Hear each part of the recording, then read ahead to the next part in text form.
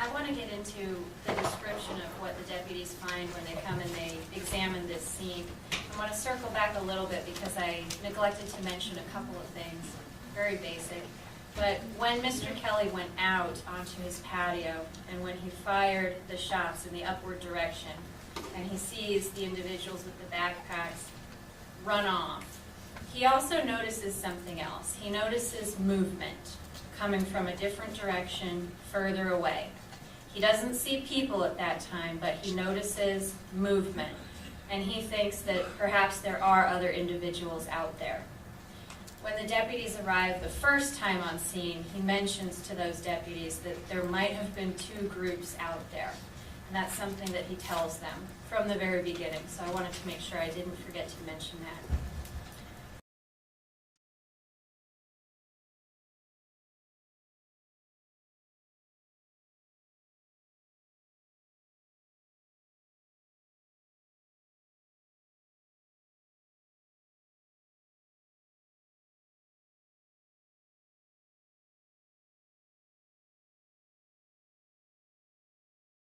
Camouflage backpack. That backpack is pulled over his head, so the backpack's not on his back where it normally would be.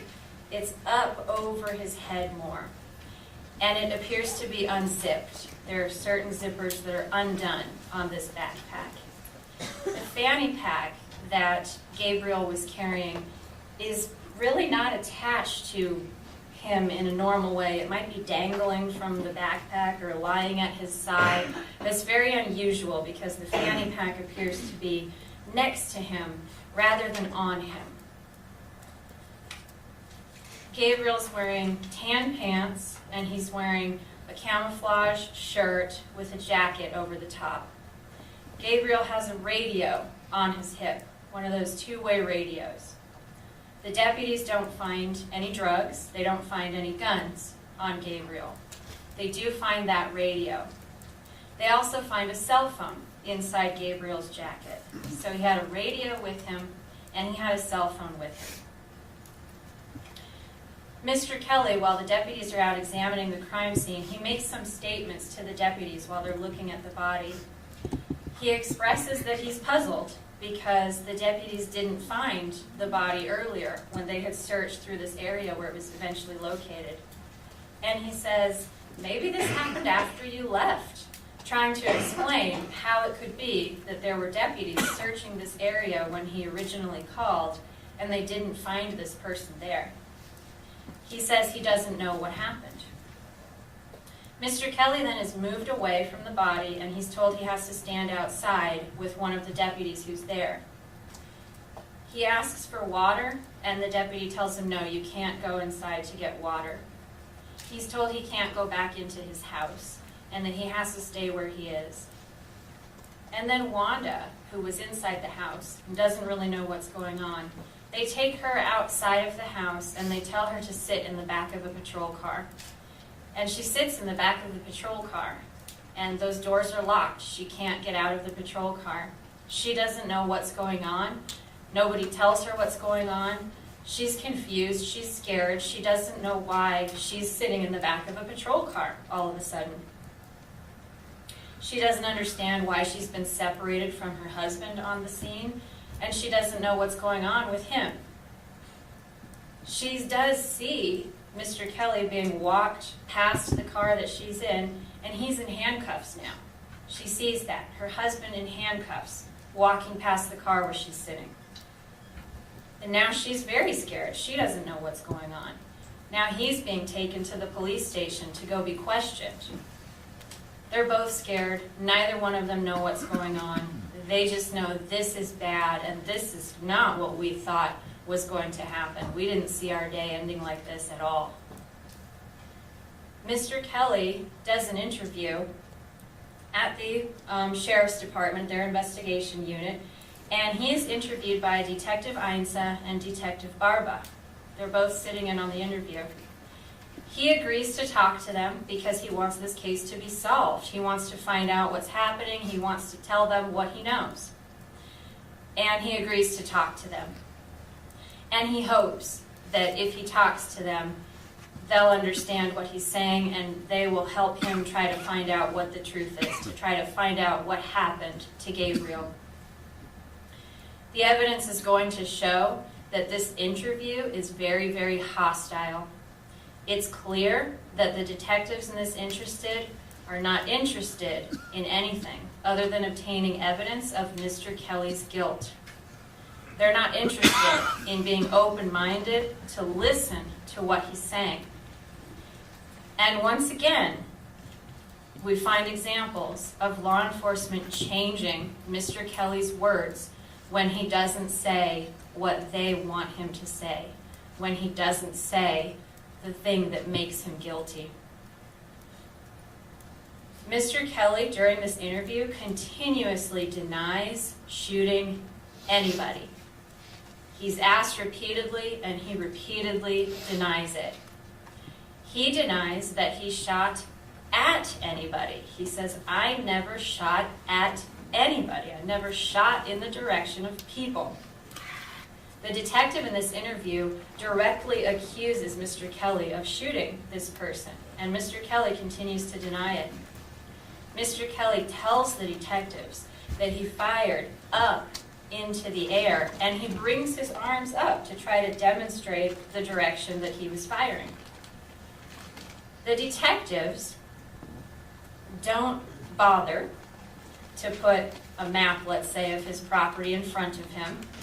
They don't bother to ask him to point out where specifically were you standing when you fired these shots.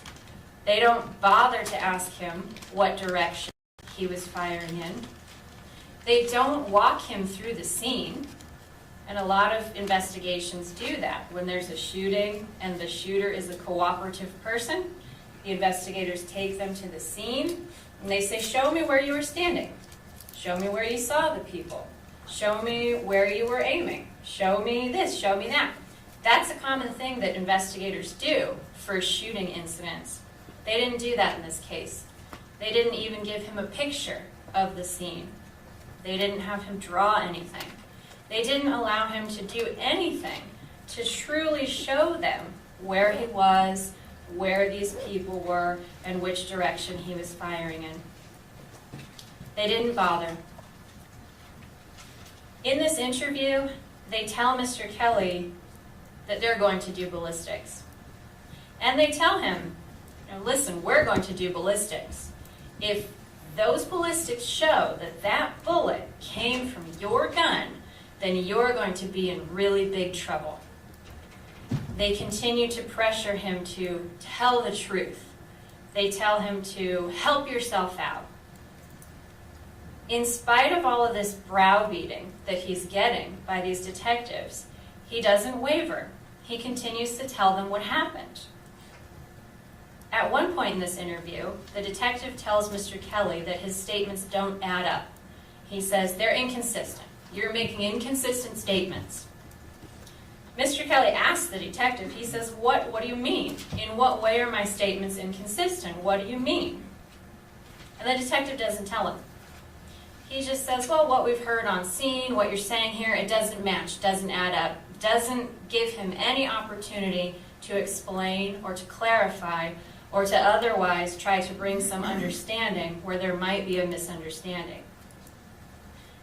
The detective doesn't give specific examples to Mr. Kelly. Well, here's what was said here, and this is inconsistent with what you're saying now. Doesn't do that. They've already decided that he's guilty. And then the detectives do something even worse than that. They go beyond browbeating. They go beyond not listening. They change Mr. Kelly's words. We've talked about this before. They've changed his words before. They changed his words again. This time, it's written down. This time, it is recorded. And this time, there is no denying that what these law enforcement officials did was change Mr. Kelly's words. The detective writes down on a booking form, which is a form you fill out when you're arresting someone, and you write down, here's the probable cause we have for arresting this person. On that form, the detective writes down that Mr. Kelly admitted in this interview that he shot at multiple subjects. That was written on the booking form. Mr. Kelly admitted that he shot at multiple subjects. This isn't true. Mr. Kelly did not ever say that in the interview. And this is recorded and this is transcribed. The detective will acknowledge that that's what he did. He changed Mr. Kelly's words. He wrote down, essentially, that Mr. Kelly confessed to this offense when Mr. Kelly did no such thing. He changed Mr. Kelly's words so that what the detectives say Mr. Kelly said is the opposite of what Mr. Kelly said. In the interview, Mr. Kelly said, "I never shot at anybody."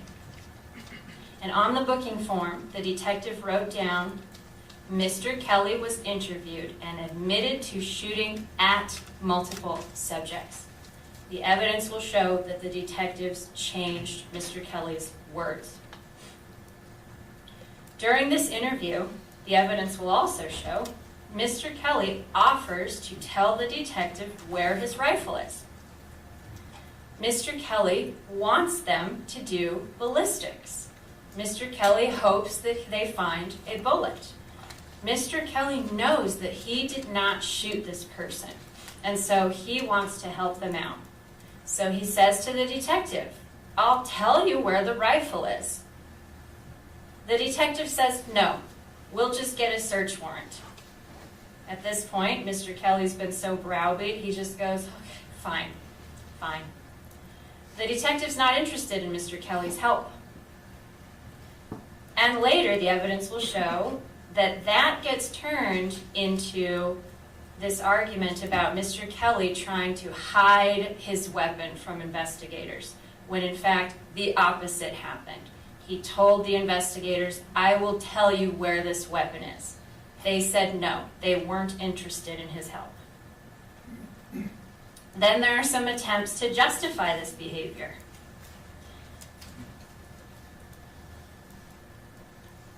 The same detective, the one who filled out the booking form and put the wrong words in the booking form, at first, earlier in this case, there was a preliminary hearing where that detective testified, and he was asked about that. At first, he said he did not fill out the booking form. And he said, "Nope, I have nothing to do with the booking. I didn't fill out that form." That was not true. That's what that detective said under oath. Later, at another hearing in this case, the detective eventually admitted, "Yes, I did fill out that booking form." So the detective came around and changed what he was saying. He made inconsistent statements, that detective, and those were made under oath. At another hearing, that same detective was asked about his reasons for arresting Mr. Kelly. And he justified Mr. Kelly's arrest by saying he made inconsistent statements.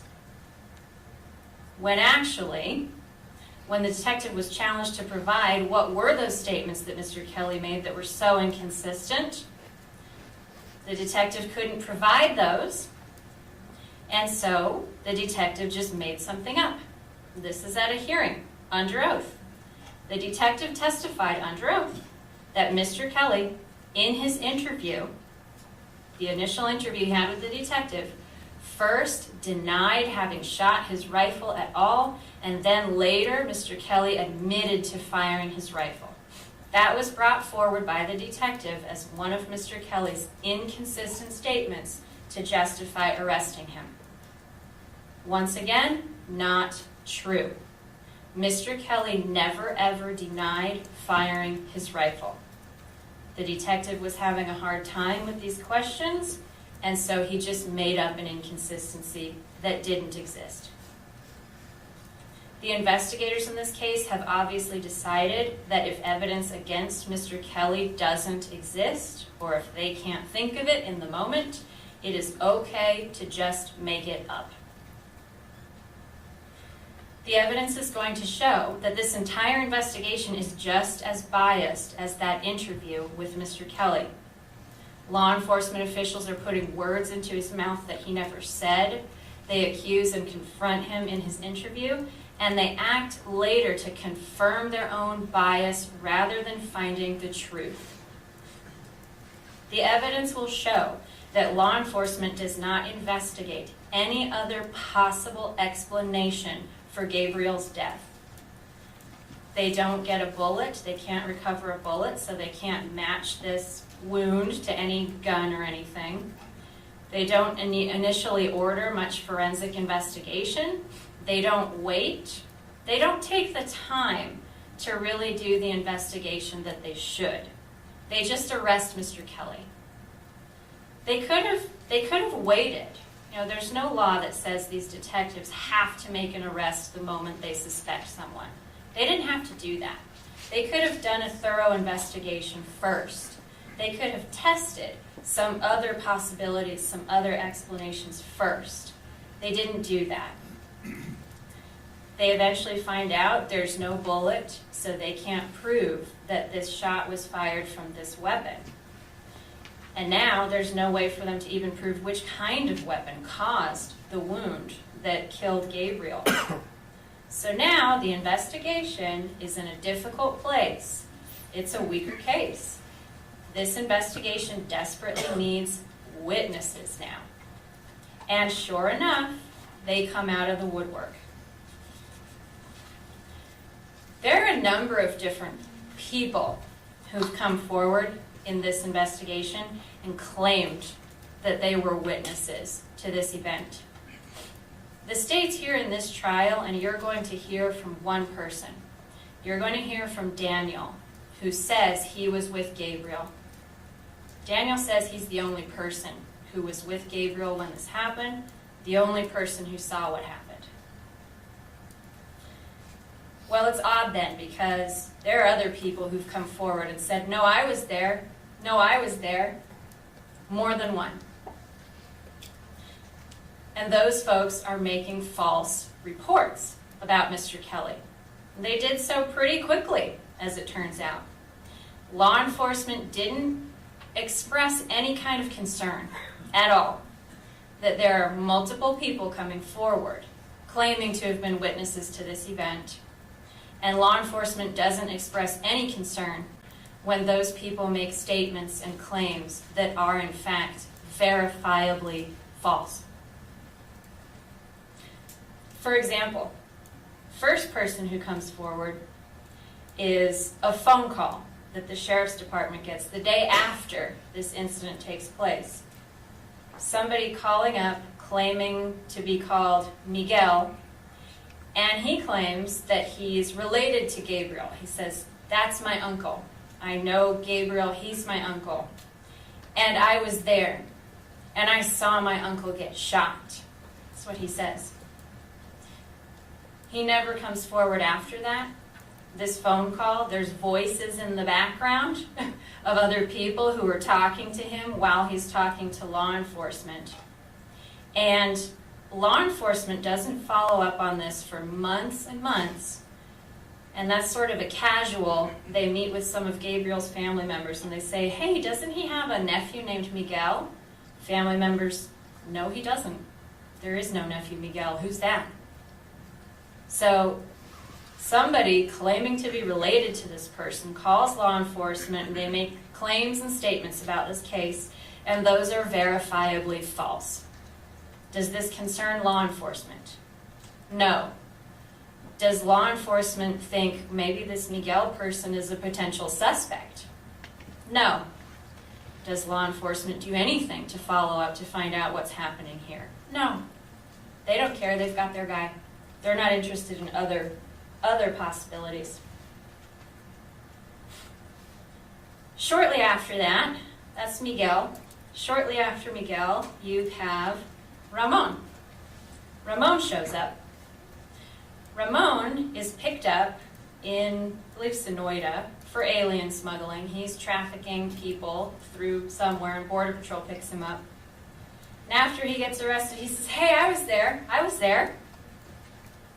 They take a statement from Ramon, they talk to him.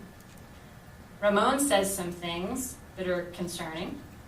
He says he recognizes Mr. Kelly from the news. He says, I saw this on the news, and I recognize him because I saw him on the news. I was there. He makes some more statements that contradict objective physical evidence in the case.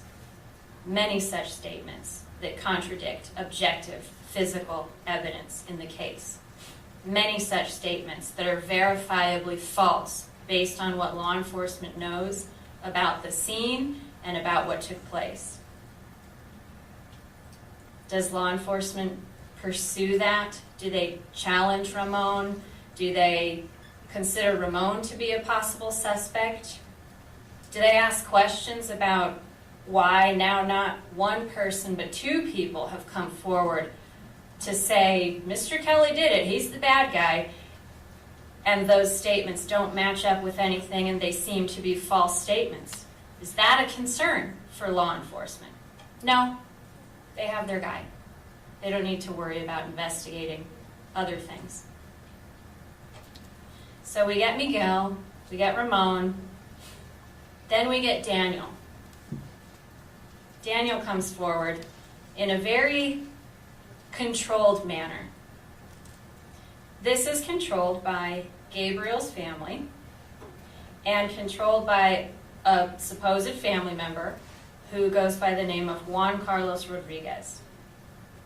That person somehow communicates with the sheriff's department, and that person says, okay, we found someone. We have someone who was with Gabriel when he died. It's this guy, it's Daniel.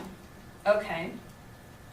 So the family arranges for Daniel to come talk to law enforcement about what happened. And then we have another strange thing occur in this case. The Sheriff Hathaway himself personally decides to get involved in this case. And Sheriff Hathaway himself personally, as part of this investigation, goes into Mexico to conduct this criminal investigation. And he goes in there, the evidence is going to show twice. First time to just meet with the family members, but he goes into Mexico to do that and doesn't document that meeting until much, much later, after he's told, you didn't document this, you got to document this. And then he goes with another detective. So Sheriff Hathaway goes himself personally with a detective, Barba. They travel into Mexico to have this criminal investigation, to conduct this criminal investigation. The evidence is going to show that there's no legal authority for the sheriff to do that. The evidence is going to show that Sheriff Hathaway did not go through any diplomatic channels in order to conduct an investigation in Mexico. He didn't liaise with any Mexican official, didn't do anything. He just went into Mexico to meet with the witness at a hotel across the line. He went with Detective Barba, as I mentioned. Gabriel has two adult daughters who were present at the meeting. This Juan Carlos Rodriguez person was there. They're all in this interview with Daniel.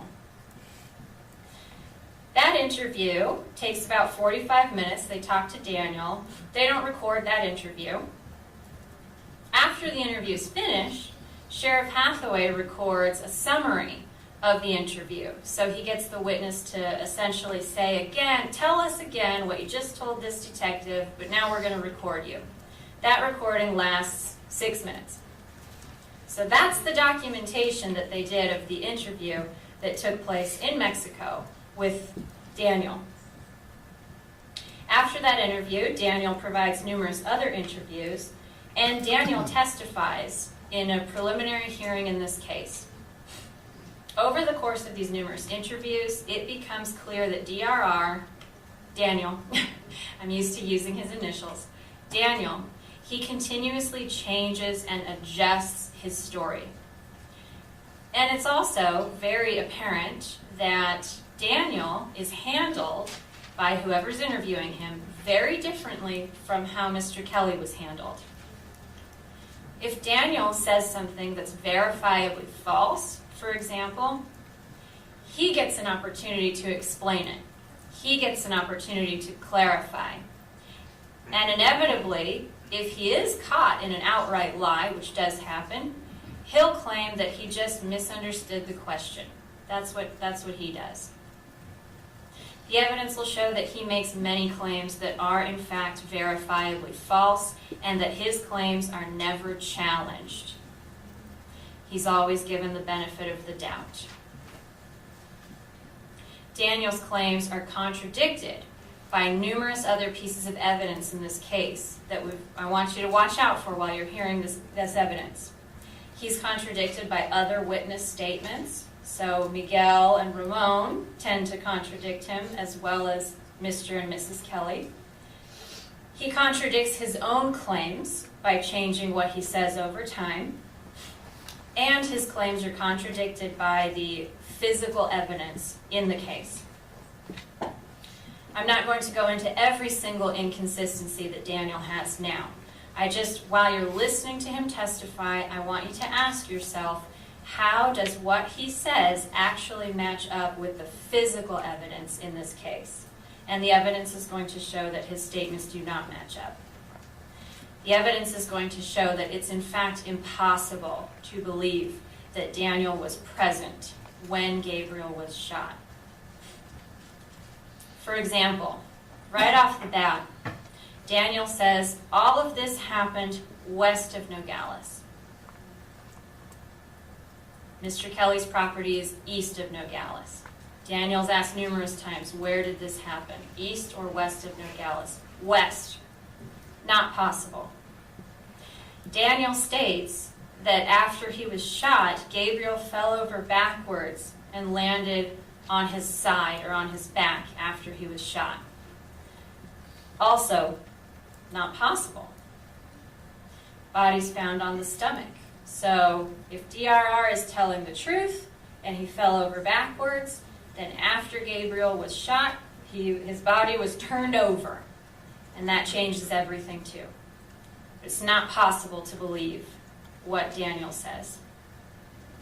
Daniel also says that right after the shooting took place, Mr. Kelly stood over Gabriel's body. That Daniel saw that. He looked back, he was close, he saw him. He saw Mr. Kelly standing right there over Gabriel's body. The evidence is going to show that that is not possible. Not only is this 115 yards away from where Mr. Kelly was when he was firing, in order for Mr. Kelly to stand over Gabriel's body, he has to climb over 2 barbed wire fences and cover that distance in a very short time at his age. That's not possible. The evidence is going to show that.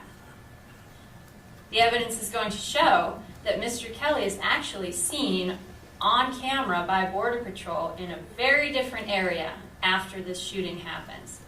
Nowhere near where Gabriel is found. Daniel also says that this shooting happened right next to the border wall. He says we were 15 meters away from the border wall. It was right there when this shooting happened. Not possible. This took place over a mile and a half as the crow flies away from the border wall. Daniel also says that a horse was shot and killed in this incident. Not just shot and killed. And he stuck with that. Shot and killed, and the horse fell down, and I saw the horse fall down. Not possible. Daniel also says that Gabriel was not wearing a 2-way radio. He says, I was there, I was with Gabriel. He was just a migrant looking for the American dream. He was not wearing a radio. Not possible. Gabriel was wearing a radio.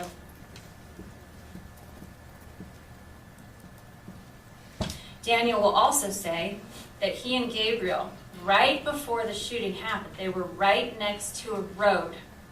And he got specific. He said it's the road that Border Patrol uses to get to the end of the wall. It's the road that goes to the end of the wall. Not possible. There is a road that Border Patrol uses. There is a road that goes to the end of the wall. It's not on Mr. Kelly's property. It's further away. So not possible. There are many, many of these examples, but we'll wait to see what Daniel actually has to say. The biggest three examples of these impossible statements are that the horse was shot and killed, that Mr. Kelly stood over Gabriel's body, and that this happened right next to the border wall. Those are huge. Those are not explainable by any conclusion other than Daniel was not there. Daniel did not witness this at all. There are other instances of Daniel misrepresenting things to law enforcement or changing his story as time goes on. At first, when he meets up with Sheriff Hathaway and Detective Barba, he says that Gabriel was the smuggler. Gabriel was leading the group. Later, he changed his story. No, Gabriel wasn't the smuggler. He just wanted the American dream. It was this other guy. I don't know his name. El Cholo. It was El Cholo. He was leading the group. That's what Daniel says. During an investigation where Daniel is talking to the detectives at the county attorney's office, they asked Daniel, "Have you ever transported drugs into the United States?" Important question. You see what this guy's background is. Have you ever transported drugs into the United States? Daniel says, "No, never. I've never done that." Well, turns out he has. That was not true. He lied about that in this investigation. The defense's investigation revealed that Daniel had been convicted in federal court of transporting marijuana into the United States. He took a plea in federal court under oath where he admitted that he transported drugs into the United States. And he did some time in federal prison as a result of that offense. When he was confronted with this information later, I just misunderstood the question. I thought when you asked me, have I ever transported drugs into the United States, I thought what you meant was, did I have any drugs with me when I was with Gabriel? Does that go challenged? No. No, that explanation's perfectly accepted by law enforcement. Daniel also stated under oath that he had not met with anybody to talk about this case until he was testifying about it. That was not true. When he made that statement, he had already had 2 separate meetings with law enforcement to talk about the case. And whenever he's questioned about any of these statements, he just says, I misunderstood the question. I didn't get it. I didn't understand what you were saying. And law enforcement just accepts those explanations. Nobody from law enforcement ever doubted or questioned Daniel's story. Daniel's statements in this investigation were always accepted as fact, and they were never subjected to any kind of meaningful scrutiny. In fact, maybe you won't be surprised by this, but law enforcement changed Daniel's statements. They changed his words to make those words fit into their story. Daniel did an interview with a detective at the county attorney's office, and the detective was translating what Daniel said to the prosecutor. He was asked in Spanish, where did this happen, east or west of Nogales? He said west.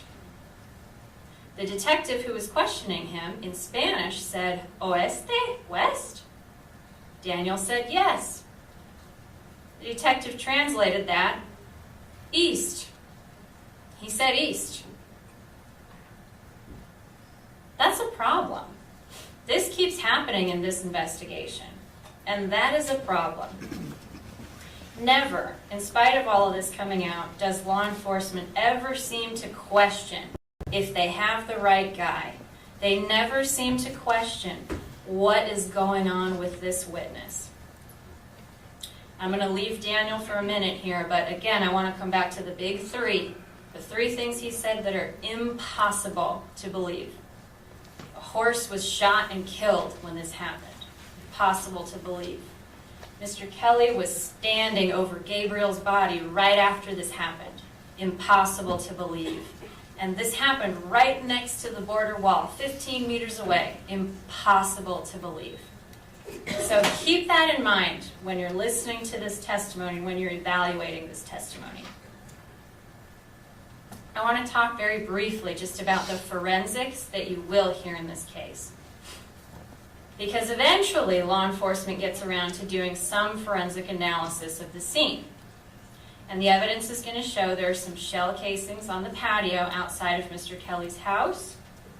And the forensic evidence is going to show that there's a lot that we just can't know, that we just can't prove forensically.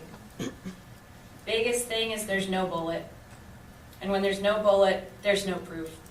We can't prove that Mr. Kelly's rifle fired the shot that hit Gabriel. We can't prove it. We can't prove that his rifle did not fire the shot either. You can't prove it either way. There's nothing to hang your hat on forensically to say for sure here's what happened or didn't happen in this case. The forensics can't prove or find out who fired the single shot, the shot that Mr. Kelly heard. Who fired that single shot that killed Gabriel? We don't know. Which direction did that shot come from? We don't know. You heard the state say that because bullet comes in here and it comes out here and he's lying on his stomach, well, it comes from the direction of the house. That's where it came from. We don't know that. We don't know how Gabriel was standing when he got hit. We don't know if he was standing when he got hit. We don't know if he took steps before he fell. We don't know if he perhaps fell over backwards, the way Daniel described it, and then was either rolled over or rolled over. We don't know any of that. There's no forensic evidence that can tell us this is how Gabriel was standing before he got shot, or even this is where he was before he got shot. We don't have that evidence.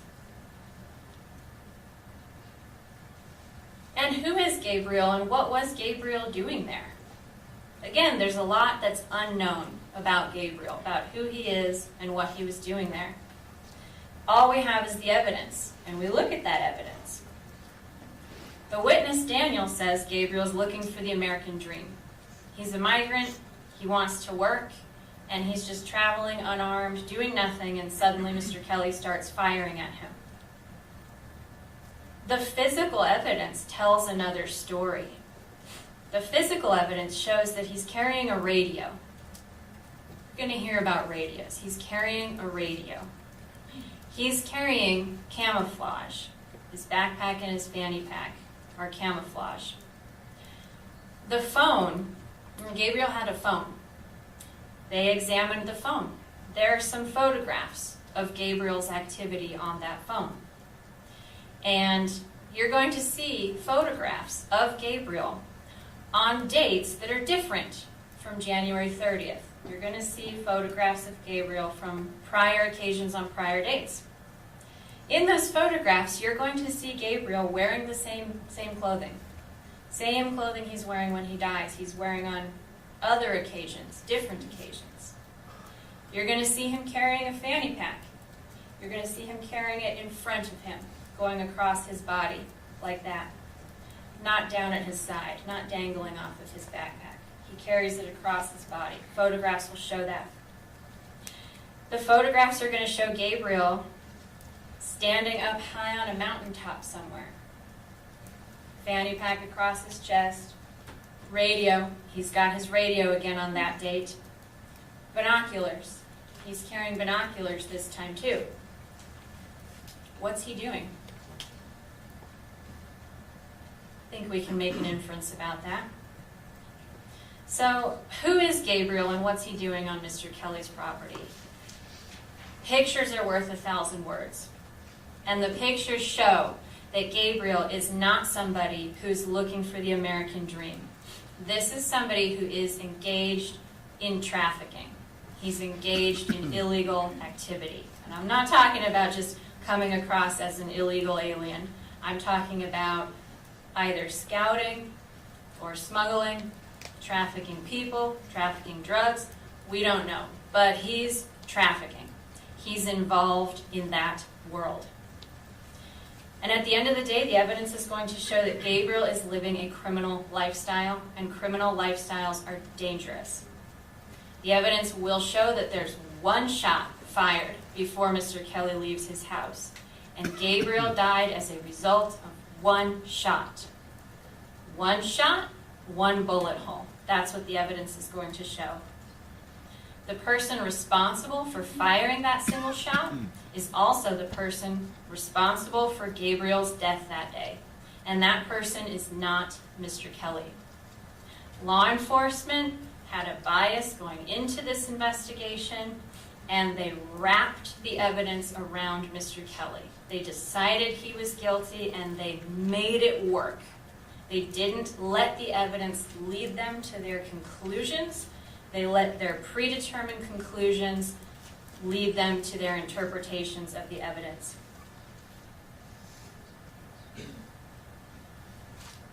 And this is why, at the end of this, we will be asking all of you to render a not guilty verdict in this case. We're asking that each one of you listen to each witness very carefully. You heard my co-counsel yesterday talk to you about they start with a clean slate. You take them as they are. You start with no preconceived notions. Listen to what they say. Compare what they say to the other evidence in the case. We're asking that you not make the same mistake law enforcement did. Don't start with the mindset that Mr. Kelly shot this person. Start with the mindset of wanting to seek the truth, of wanting to go where the evidence leads, not the other way around.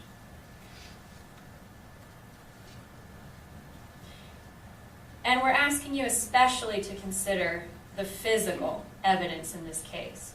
Everybody has statements. Statements need to be tested against the physical evidence. That's the most important thing, the facts. Very particularly, we want you to understand the distance from Mr. Kelly's patio to where this body was eventually located.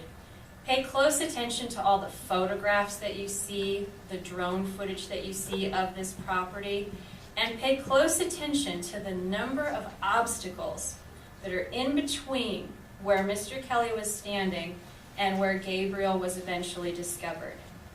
You're going to see pergola legs, you're going to see smokers, you're going to see many, many trees, you're going to see wood piles, you're going to see fences, you're going to see dozens and dozens of obstacles in between where Mr. Kelly was standing and where Gabriel's body was eventually discovered.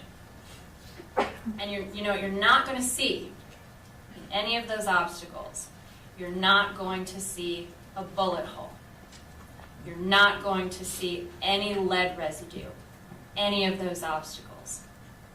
The state is going to try to convince you that Mr. Kelly fired 9 shots through this field of obstacles with the intent of hitting Gabriel, who he can barely see from the patio and who he can't see from inside the house. The state is going to try to convince you that 9 shots went through this field of obstacles and left no bullet holes and no lead residue. There's a broken branch in this field of obstacles, a single broken branch. This is a pasture. This field of obstacles is in a pasture.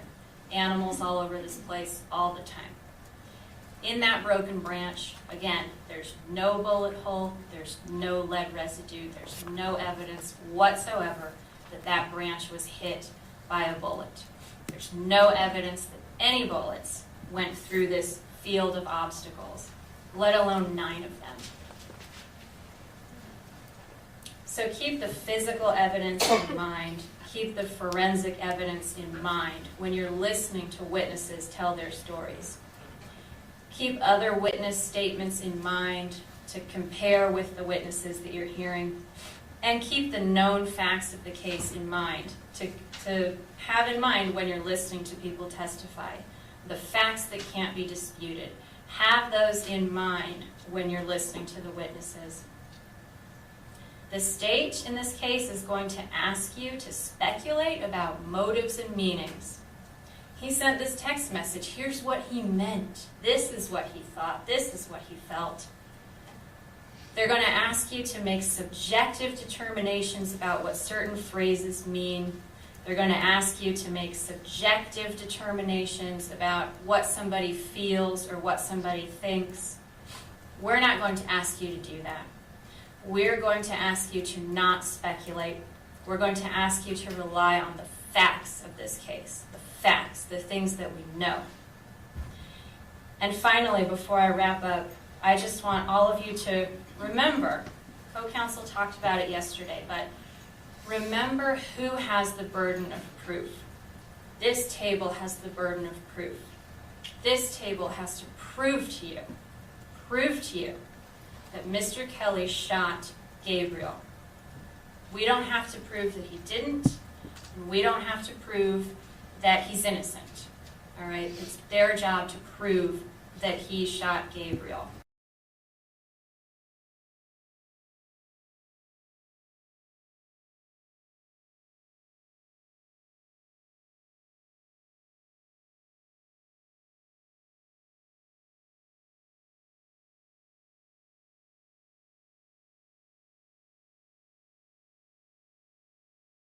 For a second. Okay, ladies and gentlemen, the jury, we're about to adjourn in a moment. I am going to do something that I neglected to do right after you were sworn, but it's brief. I'm going to read you the formal charge in this case. This is the charge on what's called an information. So the charge and the information is the formal statement of what the charges are against this particular defendant. The caption of the case is always a caption of the case. It has the name of the case, the State of Arizona Plaintiff versus George Allen Kelly, Defendant.